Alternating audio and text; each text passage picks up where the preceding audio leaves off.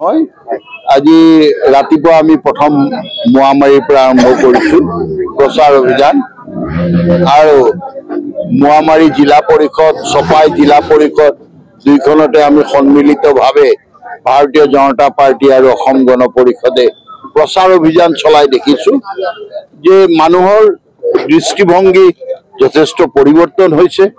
মানুহে ইতিমধ্যে এই কথা সিদ্ধান্তলৈ আহিছে যে আমি মিত্ৰজোঁটৰ সপক্ষেই থকা ভাল, কাৰণ পঞ্চায়তৰ জৰিয়তে আমাৰ গাঁৱৰ যদি উন্নতি আৰু উন্নয়ন কৰিব লাগে, লগতে আমাৰ দুখীয়া মানুহৰ খাটি খোৱা মানুহৰ উন্নতি আৰু উন্নয়নৰ বাবে অসমৰ সন্মানীয় মুখ্যমন্ত্ৰী ডক্টৰ হিমন্ত বিশ্ব শৰ্মাৰ যিটো বিকাশ আৰু উন্নয়নৰ অনিৰুদ্ধ যাত্ৰা, এই যাত্ৰাত আমিও অংশীদাৰ হ'ব লাগে।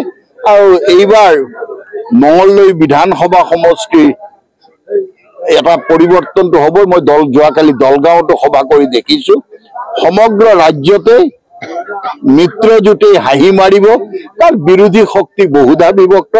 বিৰোধী শক্তিৰ হাতত কোনো আঁচনি নাই, পৰিকল্পনা নাই, কেৱল ডাঙৰ ডাঙৰ কথা ক'লেতো আৰু ৰাইজৰ পেট নভৰে, গাঁৱৰ ৰাস্তাও নবনে। দিল্লীত NDAৰ চৰকাৰ, অসমত NDAৰ চৰকাৰ, জিলা পৰিষদতো NDAৰেই হ'ব আৰু গাঁও পঞ্চায়ত সমূহতো দেখিছো তেওঁলোকে মুখ্যমন্ত্ৰী ডাঙৰীয়াৰ যিটো পৰিকল্পনাৰ অংশীদাৰ হ'ব বিচাৰিছে। গতিকে যথেষ্ট আশাবাদী যে মিত্ৰজোঁটৰ প্ৰাৰ্থীসকলে বিপুল ভোটত জয়লাভ কৰিব। আজি আমি বান্দিয়াত আছিলো। আজি গোটেই দিন ব্যাপী আমাৰ অসম গণ পৰিষদৰ মিত্ৰজোঁটৰ দলৰ পৰা সন্মানীয় অসম গণ পৰিষদৰ ৰাজ্যিকৰ সন্মানীয় উপ সভাপতি আহিছিল। ইতিমধ্যে তেখেতৰ ভাষণো আপোনালোকে শুনা পাইছে, সঁচাকে বহুত বেছি বাস্তৱমুখী হয়। এইবাৰ ৰাইজ অকল হিন্দু ধৰ্মীয় ভাতৃ ভগ্নীসকলে নহয়, ইছলাম ধৰ্মীয় ভাতৃ ভগ্নীসকলেও এইবাৰ পঞ্চায়তত আমাৰ মিত্ৰজোঁটৰ চৰকাৰক এক বিপুল সঁহাৰি দিব বুলি ময়ো আশাবাদী।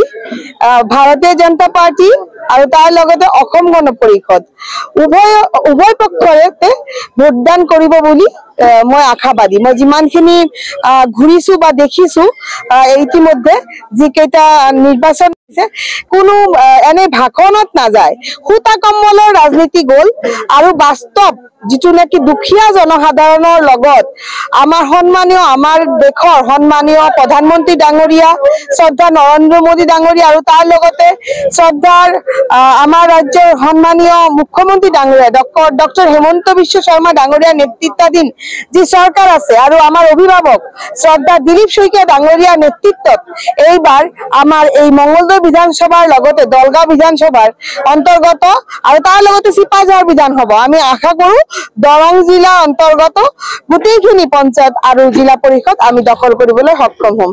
হয়, আজি এখন মানে বাঘপুৰী চকত নিৰ্বাচনী সভা অনুষ্ঠিত কৰা হৈছিল।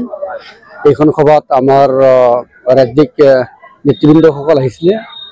আজিৰ সভাখনত দেখা গ'ল যে বান্দিয়া গাঁও পঞ্চায়তৰ 10খন ৱাৰ্ডৰ পৰাই ৰাইজসকল স্বতঃস্ফূৰ্তভাৱে ওলাই আহিছে। তেওঁলোকে আমাৰ মহিলাৰ সৈতে ওলাই আহিছে। প্ৰত্যেকজন মানুহে পৰিৱৰ্তন বিচাৰিছে। মই যদি দেখা পালো প্ৰত্যেকজন মানুহে উন্নতি বিচাৰে। অতদিনে কংগ্ৰেছক ভোট দি তেওঁলোকে একো লাভ কৰিব পৰা নাই। ৰাস্তা ঘাট, স্বাস্থ্য, শিক্ষা দীক্ষা চাৰিওফালে তেওঁলোকৰ অসুবিধা আছিলে। গতিকে আমাৰ সংখ্যালঘু মানুহসকলে এতিয়া ইতিমধ্যে বুজি পাইছে যে নাই, আমি চৰকাৰী পক্ষত থাকিলেহে মানে শাসক পক্ষৰ লগত থাকিলেহে আমাৰ সমাজখন ডেভেলপমেণ্ট হ'ব। আৰু সেই হেতুকেই আমাৰ বান্দিয়া গাঁও পঞ্চায়ত 10খন ৱাৰ্ডৰ পৰাই স্বতঃস্ফূৰ্তভাৱে মানে আজি সভাখন ওলাই আহিছে বুলি মই ভাবোঁ। আজি সভাখনত আমাৰ আছিলে অপূৰ্ব ভট্টাচাৰ্য ডাঙৰীয়াদেৱ, আমাৰ কলেগাঁও সমষ্টিৰ ex-MLA আৰু আমাৰ কেন্দ্ৰীয় নেতৃবৃন্দসকল আৰু আমাৰ দৰং জিলাৰ বিজেপি অগপৰ নেতৃসকল। হয়, মানে আজিৰ তাৰিখত মই যিটো দেখা পালো, বান্দিয়া গাঁও পঞ্চায়তৰ বিভিন্ন ব্যক্তিসকলৰ যিটো উৎসাহ, যিটো উদ্দীপনা, তেওঁলোকে মোক যিমানখিনি আদৰ যতন কৰিছে, তেওঁলোকে মোক উৎসাহ দিছে তো মই আজি চিউৰ হৈছোঁ যে মোৰ মানে বান্দিয়া গাঁও পঞ্চায়ত মোৰ মানে কোনো কণ্টেষ্টেণ্ট নাই আৰু মই বিপুল ভোটত ৰাইজৰ মই সঁহাৰি লাভ কৰিবলৈ সক্ষম হৈছোঁ আৰু মই বহুত ভোটতে মই জিকিম বুলি মই আশাবাদী।